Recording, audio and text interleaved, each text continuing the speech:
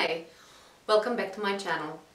So today I prepared a little story about how I decided, together with my husband, to have a baby.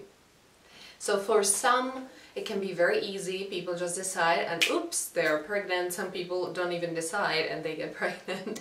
But especially nowadays I see more and more couples struggling to get pregnant. And I would say that I might have been some of them, not to the extent to wait years. I know that many people wait years, and some people wait months, some people don't wait at all.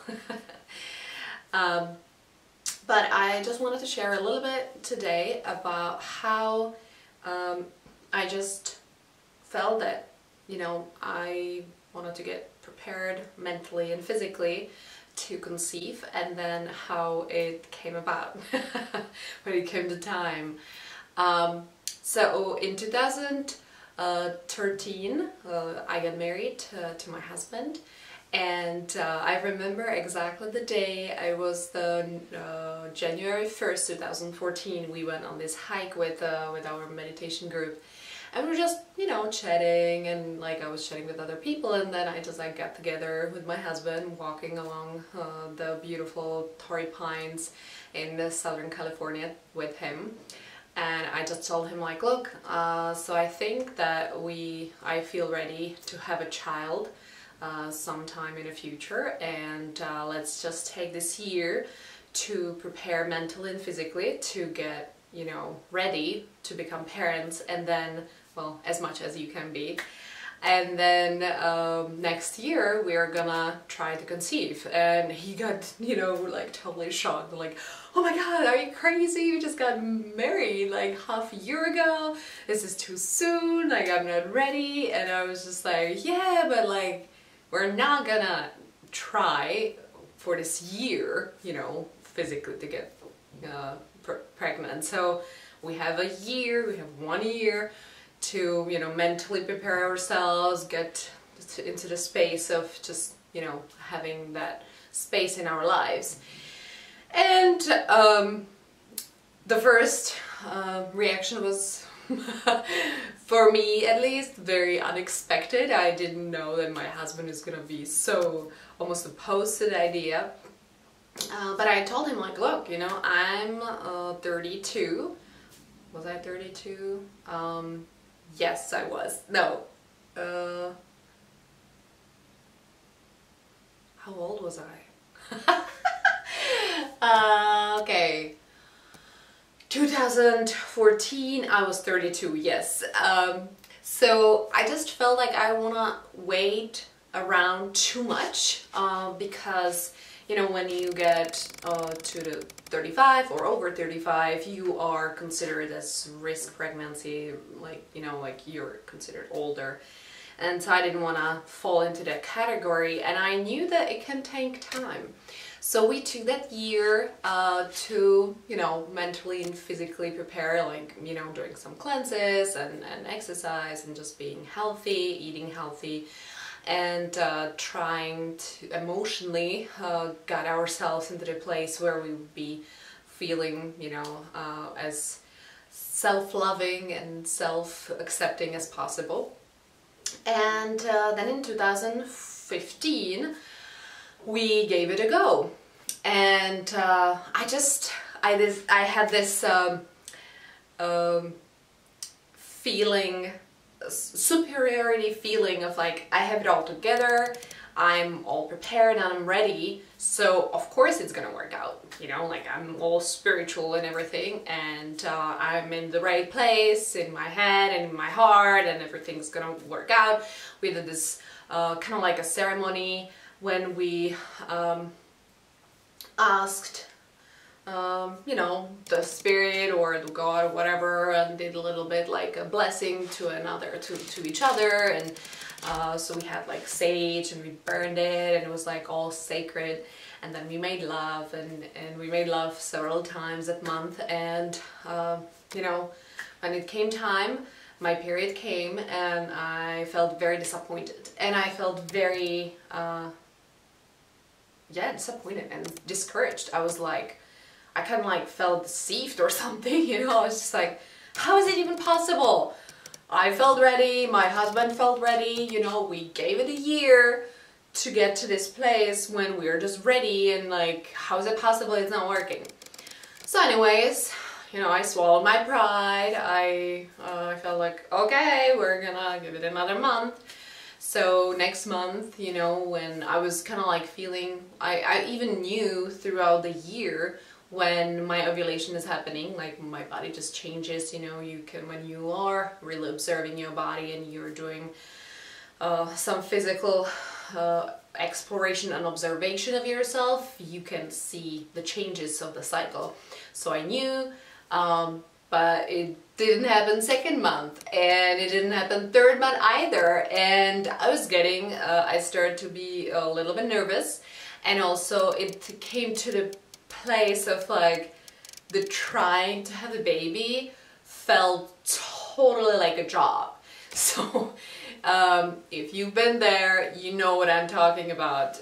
You don't want to get to a place where my lovemaking is a job. It's not like, well, we're not all porn stars, no offense, but nobody wants to feel like they're doing some kind of job when they're making love to their partners. So it just felt really awkward and weird, and my husband, poor guy, he was just telling me, I just feel used, like I just feel like you just need me to impregnate you, and like you're not making love to me. I don't like this, and I don't blame him. Bless his heart that he stuck up with me, and he, you know, like I didn't drive him crazy. So another month came by and my period came again, and when we got to our first year anniversary, wedding anniversary, which is June 22nd, we were still not pregnant. We went on a beautiful dinner, and I remember exactly when that dinner happened.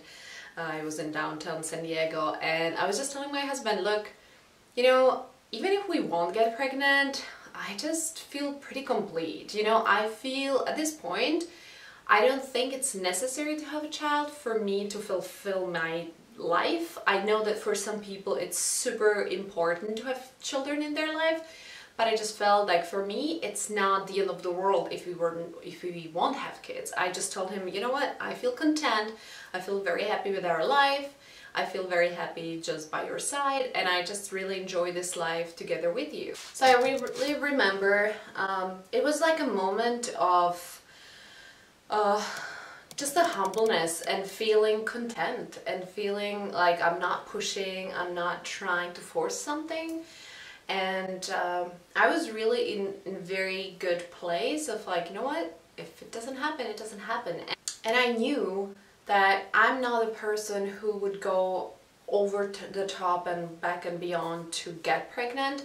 So I knew that in vitro wouldn't be, you know, the option for me, for example. Well, first of all, we didn't even have the money, but that wasn't really the point. I think that if you want something, you just make it happen and you find a way how to make it happen. But for me, it wasn't the most important thing. For me, what was important is to feel content and feel happy and blessed in here and now, and just accept that I don't have control. And I think that that's the main thing that children are teaching us, that we don't have control over certain things in our life. We have usually just control over how we react to certain situations or a certain time of our lives. And so I think that that was the first kind of shift that happened in me. And I started also thinking about, you know, my complicated relationship with my mom and how I was really feeling kind of scared to become mom, you know, definitely at least on the unconscious level. And so I started seeking some help from some, you know, experienced professionals. I was talking to a friend of mine, and she works with women specifically. She even works with tarot cards, but it's not necessarily the main, work that she does. But we were talking, and it was August 2015, and she told me, you know what, what's coming to me is number 3. It could be either 3 weeks or 3 months, I don't know, but I just feel that there is child coming your way for sure. Don't worry, you'll get pregnant, but you still need some time on self-reflection and the work on the relationship with your mom and yourself. And I understood on a very deep level. I realized that I was afraid to become somebody that I didn't want to be, and I needed to be the mother to myself that I was always looking for, or I was always desiring. And when I started feeling that nurturing love that I was pointing towards myself, I started to relax and just be more open and more just at peace with what is. And then there was some retreat that my husband went to Deer Park, and I remember exactly the day before he went on a retreat when we made love. And we made love with no expectation whatsoever, because I just knew that my period, my ovulation is not gonna be for another week. And I was just like, well, this is not even trying to conceive anyways, so we just might just enjoy it. And we did, and he left, and I was home, and then I came to Deer Park for the Day of Mindfulness the next week, and I just I was super emotional. I was really crazy. I've never felt like this before. No, actually I was just slightly irritated, but a week later or something. So it was probably 2 weeks after I conceived, I became really super emotional, and I just didn't know what's going on. My husband didn't know what's going on with me either. He was like, you know what, you are getting really crazy and I don't know what to do. It was around the time of the fall and Halloween, and I just lost my brother the year ago, so it was definitely part of it. I was getting really emotional, and there were so many different things that played role. But he was just telling me you know what, I think that you need professional help with your your moods and stableness. It's really I don't know how to help you, and I didn't know how to help myself either, so I really sought the professional help, and it really helped me to start setting boundaries. But that would be another story. But the end of the story is that I conceived when I was expecting it the least, of course.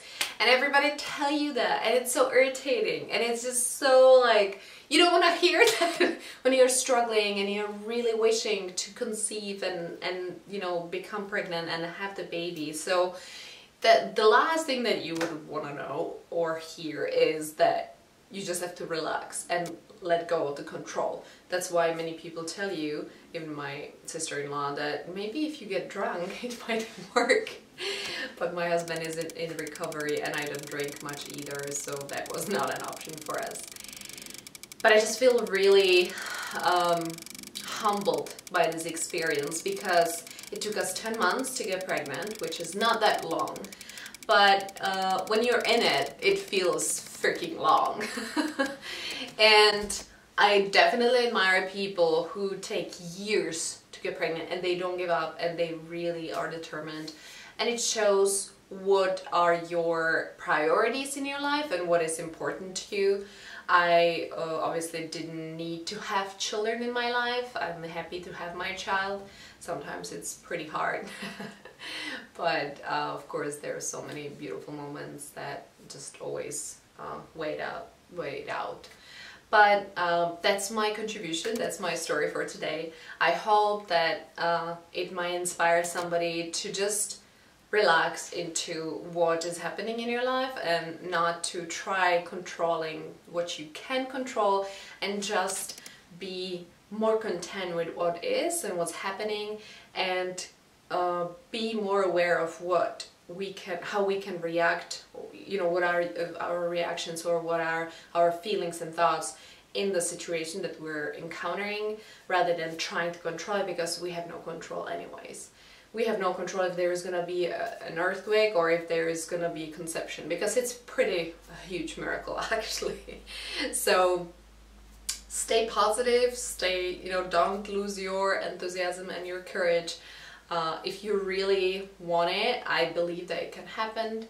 And just, you know, be who you are, be beautiful, and keep coming back. If you want, subscribe, the button down below, and I'll be happy to see you at my next video. Thank you so much.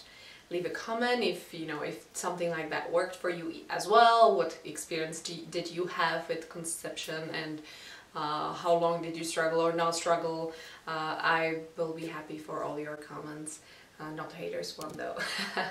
Have a beautiful day and stay tuned for another video. Bye.